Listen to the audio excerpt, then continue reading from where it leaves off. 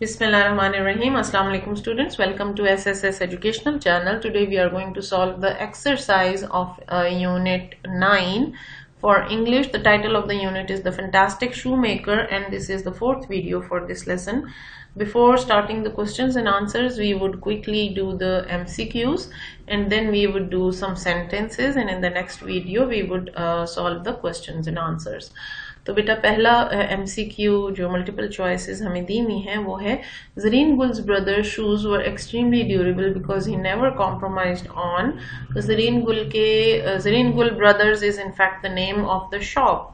Zareen Gul brothers जो थे उनके जूते बहुत अच्छे थे क्योंकि बहुत पायदार थे. ड्यूरेबल मीन्स पायदार, क्योंकि वो कभी भी क्वालिटी पर कॉम्प्रोमाइज नहीं करते थे. हाँ जी, ना मनी ना लेबर ना क्वांटिटी, बल्कि the right answer is quality. Number 2 is it is an art about what did Zareen गुल से. सो ये एक आर्ट है. ज़रीन गुल ने किस चीज के बारे में ये कहा था? तो क्या डीलिंग विद क्लाइंट्स के बारे में कहा था? क्या कंपटीशन विद बिग फर्म्स के बारे में कहा था? क्या advertisement of shops and products के बारे में कहा था? बल्कि नहीं, he had said this about shoe chappal making. The third one is I was again in Peshawar in the sentence I refers to. मैं दोबारा पेशावर आया, तो ये बात ऑथर ने कही थी, नैरेटर ने कही थी जो हमें कहानी सुना रहा है. इसका करेक्ट आंसर होगा the author said this. Okay, so we have put a red star in front of the right option. Zareen Gul brothers was taken by a new firm because Zareen Gul brother एक नई फर्म ने खरीद लिया था क्योंकि ज़रीन गुल डाइड ऑफ स्टारवेशन. ज़रीन गुल के पास करने का काम नहीं था, उसको बिजनेस में बहुत लॉस हो रहा था. He could hardly barely pay the rent and buy the leather. All the expenses, all whatever he earned was spent on leather and the rent of the shop, and he could not meet his own expenses. That is why he starved to death.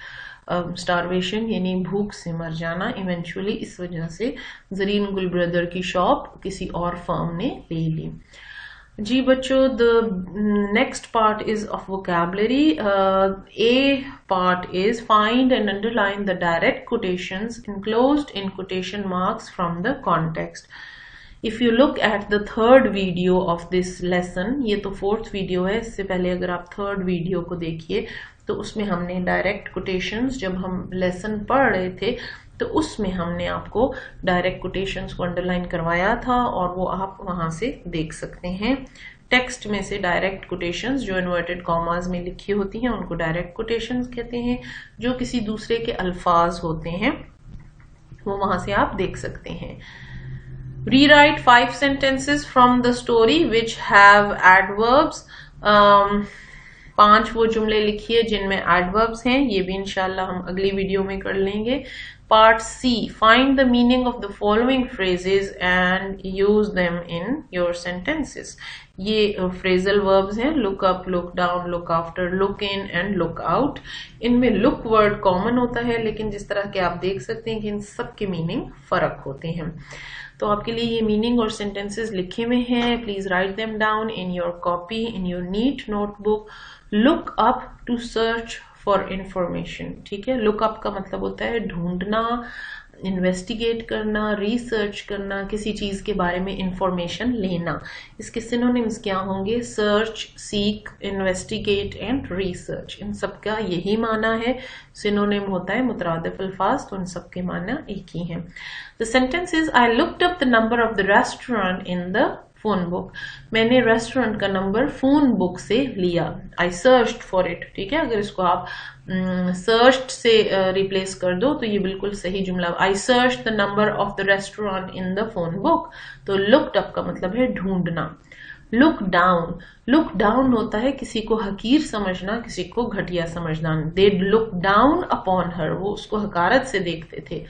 To think of or treat someone as something as unimportant or not worthy of respect. किसी को इस तरह से सलूक करना, किसी के बारे में ऐसे सोचना कि जैसे वो बिल्कुल भी अहमियत नहीं रखते. The other children looked down on her because her parents were poor. इसका सेंटेंस है कि दूसरे बच्चे उसको हकारत की नजर से देखते थे क्योंकि उसके वालिदैन गरीब थे.